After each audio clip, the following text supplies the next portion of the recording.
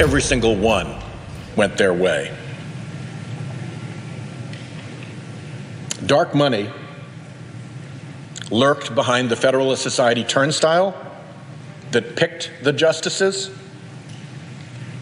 Dark money lurked behind the secretive agency down the hall from the Federalist Society that ran the ads for them. Dark money lurks behind the flotillas of front group amici curiae who tell the justices in orchestrated chorus how to rule. You'd never know any of this from our Republican friends in the committee.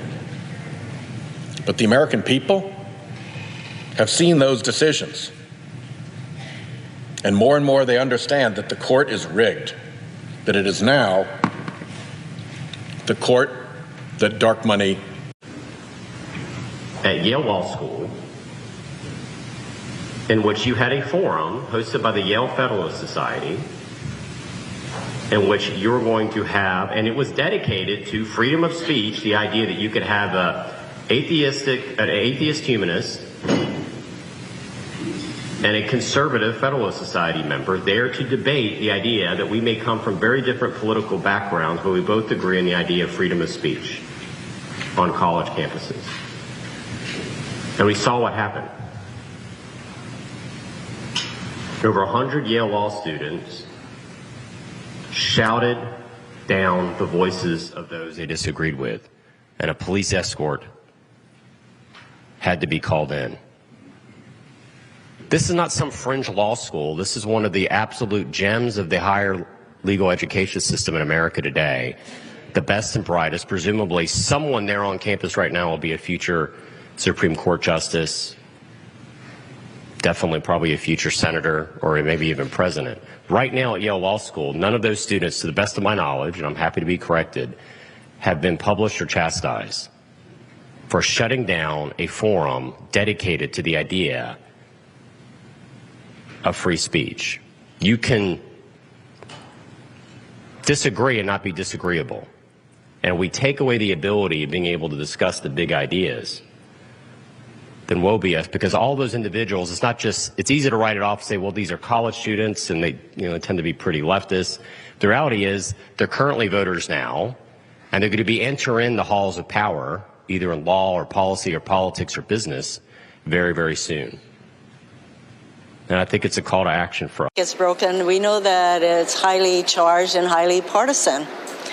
So I would like it to be better, but when you can't find a single Republican member of the committee to vote for this highly qualified, totally objective, even-handed person, then you're seeing a process that is very, very politicized. I mean, and as Steve was telling us, I mean, I guess Alito was the breaking point there as far as how it's become more and more just straight party line vote. Is there anything, Senator, do you think that could change that trajectory?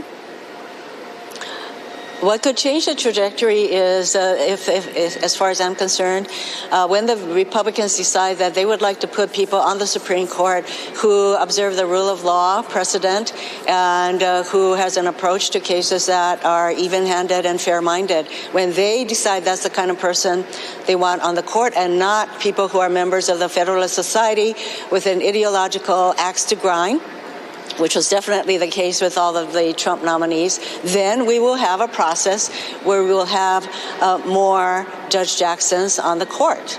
Society. So what is judicial activism, and why are these conservative justices against it? Well, they describe judicial activism as legislating from the bench, and they both believe in a pretty, especially Sharon Kennedy, they believe in a very judicial restraint. Like, you don't really go farther than what the words of the law or the words of the Constitution or whatever document you're studying go right in front of you. And this group that they were speaking to advocates kind of like going back in time, trying to figure out what the people who crafted the Constitution or the law meant by using old dictionaries, going through history books, things like that. And so this was basically their audience. Mary, further that thought about the political capital they're playing on, because in looking at it, particularly in the context of the Federalist Society and their effort to have judges at every single level who in lockstep support the conservative agenda, what are we left with then? Those of us who are the rising majority of this country, the black, brown, mixed race people.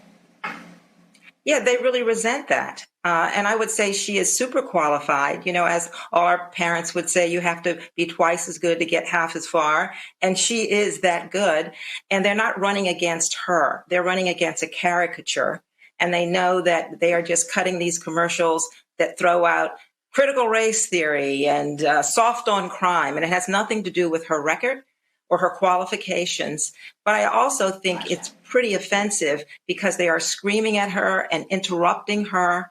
And when Senator Tom Cotton basically said she wasn't credible, he basically called her a liar. This is just red meat for the base of these senators who are running for president. Yeah, well, first of all, when President Trump, stunningly to me, it says in the Constitution that he should be the one making these choices. But when he said he's outsourcing the Supreme Court selection process to these organizations like the Federalist Society that folks don't really know all that much about and that are funded by millionaires and billionaires that we don't know. It's not a transparent process.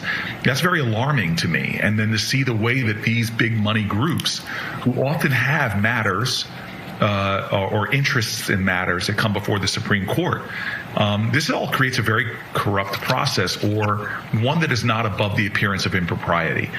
We should not allow these dark money groups to function like this in our free democracy. And I'm, for one, number one, believe that we should pass laws like the Disclose Act, which means that you have to disclose where your resources and money are coming from. We need more transparency, and the Supreme Court has to, they're losing legitimacy because they have no ethics laws. They could literally give paid speeches before groups that have an interest in the matters that come before them. It's a process that really opens up for corruption, and we need to end